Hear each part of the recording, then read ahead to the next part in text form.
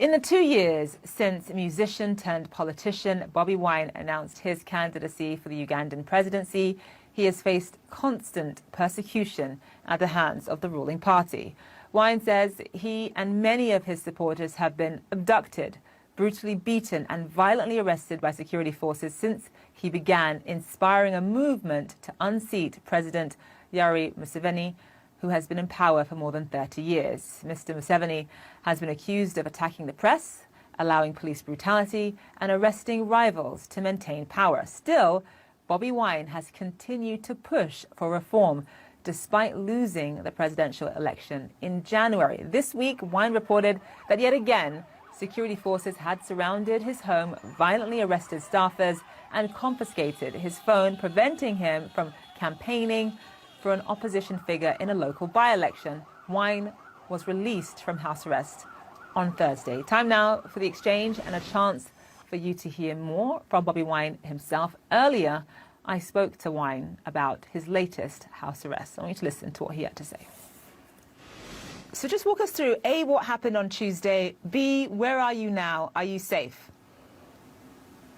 Thank you very much for having me. I am safe. Oh, so far I am. I am home. I don't see any more soldiers, although I see a few in plain clothes. And what just happened in this country is yet another very fraudulent election where it was clear that amid this intimidation, amid this military and police harassment, amid this extreme violence, a lady called Nakwede Harriet won with 31,000 votes. But unfortunately, like General Museveni had ordered, he instructed the election officials to declare a candidate that has lost. This is evident of what General Museveni did in January when he declared himself winner of the presidential election, where we had clearly floored him. That's exactly what he did in Kayunga by-elections, therefore leaving Ugandans no further options of peaceful elections. So, clearly, obviously, you don't believe that the elections that happened on Thursday were anywhere close to free and fair. But just in terms of your role in all of this, you've been placed under house arrest more than 10 times, how do you expect to instigate change in Uganda when your political attempts continues to be thwarted by the ruling party? Well, we are a group of people that believes in non-violence. We believe in no violence, and that is why we are probably being taken for granted by General Museveni. We have used only constitutional means of protest, but our protests have been violently crushed. We involve in elections even when we know they are violent, because we know people always assert their rights. But like I said, General Museveni seems to be pushing the people of Uganda to the tipping point. He is the same person who said 40 years ago that there is no other option when a government has closed all avenues of peaceful change. Other than people resigning to slavery, they have to involve in violence. Those were the words of General Museveni. Unfortunately, he's doing the same thing. He is pushing a generation of over 85% youth. He's pushing a population of over 85% youth to a tipping point. Unfortunately, much as we have been and continue to encourage our people to be non-violent, I'm afraid that we might get a time when we have no more control over the anger of the people of Uganda. And definitely what would happen is something that we all don't want to happen. Wow, well, just walk us through what the situation on the ground there. You're talking about the possibility that your supporters may turn to violence. Walk us through what the situation on the ground is in Kayunga right now. You've talked about the fact that you believe the by-elections that took place there on Thursday were fraudulent. What are your supporters doing? What are they saying out there? Well, after being placed under house arrest by the military and police, General Museveni went to Kayunga to campaign.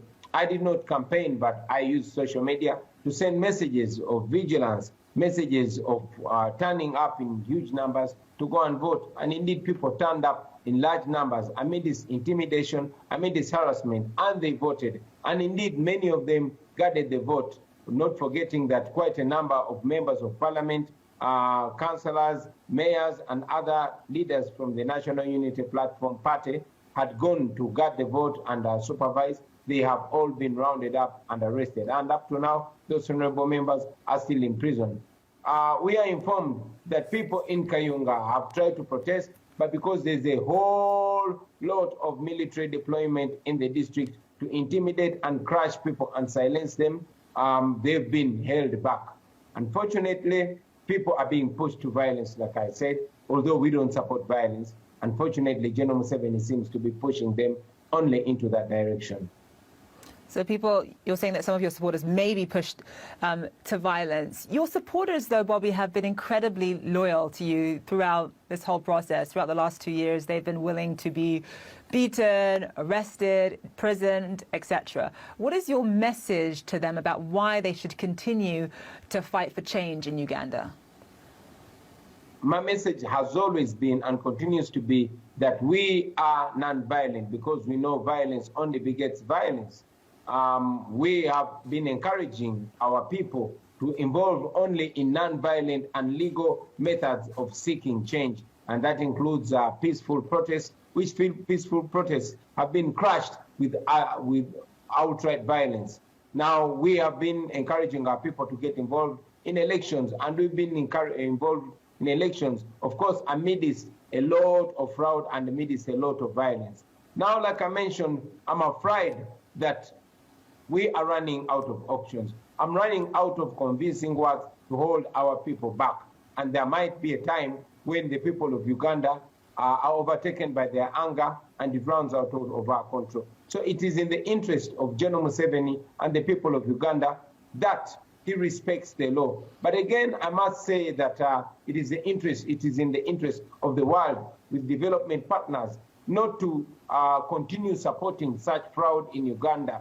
Uganda is a clear military dictatorship, but it's unfortunate to see that there are world democracies that are being seen to hobnob with a known dictator that has no respect for the rule of law whatsoever.